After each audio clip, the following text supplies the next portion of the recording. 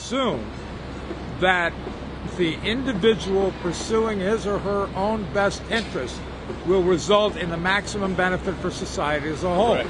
And that certainly has to be questioned now.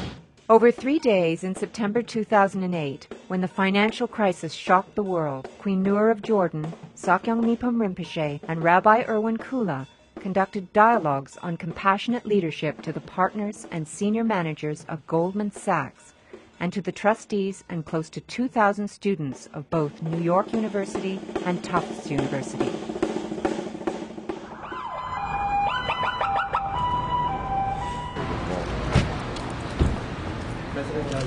Hello, how are you? Nice to see you. Great to have you. Thank you very much.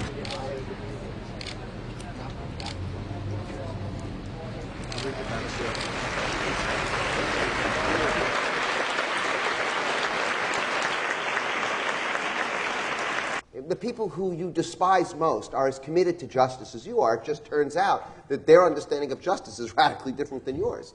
And the people who are committed to fairness, they're just as committed to fairness as you are, except it turns out that when you don't like the content of their fairness, you say they're unfair. But what we're really saying is that there's nobody who's so stupid that they're 100% wrong. However you polarize it, it turns out there's some partial truth on the other side that's the truth you need to learn most. I'd love for everybody in the next week learn some partial truth of someone who you despise. A view you despise, you know. Rallying the base is the easiest thing to do. That's the easy. That's not leadership. So much of my experience has been in places where groups of people have needed leadership and have been led into the worst catastrophes. I have been with women who's lost 8,000 of their fathers, brothers, sons, grandfathers. All the male members of their family disappeared. These are Bosnian Muslim women joined by Serb and Croat women as well, all of whom had actually suffered losses in this conflict and tried to come together and acknowledge each other's grief. And I had been inside the mass graves. I'd seen the body parts and seen the reconstructions of what had happened during this extraordinary period.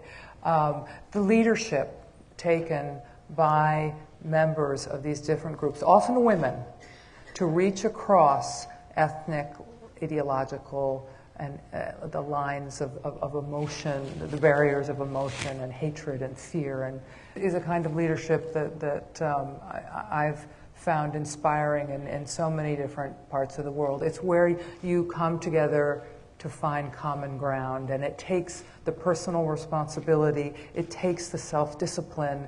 I'm using an extreme illustration, though, of where I've seen people able to do that and begin to build a future that seemed impossible a short time before.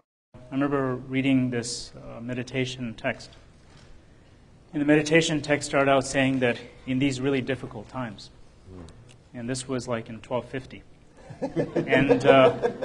and this was, in my mind, a golden era within Buddhism, you could say. And so it kind of dawned on me that every situation has been difficult, and there's been difficulty throughout the whole period.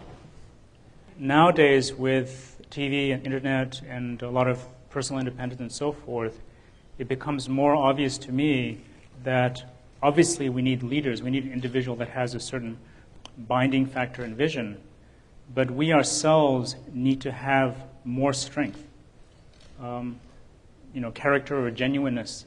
And I think we need to ourselves exude qualities of strength and compassion if we're going to expect our leaders to have that too, in a sense. There needs to be some kind of interdependence, you could say. It's hard for us to do whatever we want and say the leaders should be doing this, and when they don't, then we give them a difficult time. When the Dalai Lama, he said when he goes home, he doesn't sit there and saying, I'm Dalai Lama, you know? He's just an individual. And he's trying to develop these qualities no different than anyone else. If all these difficulties are in another's hands, then we feel scared, we don't know what's going to happen. And I don't think this is even a spiritual discussion in a sense. It's if we ourselves, during this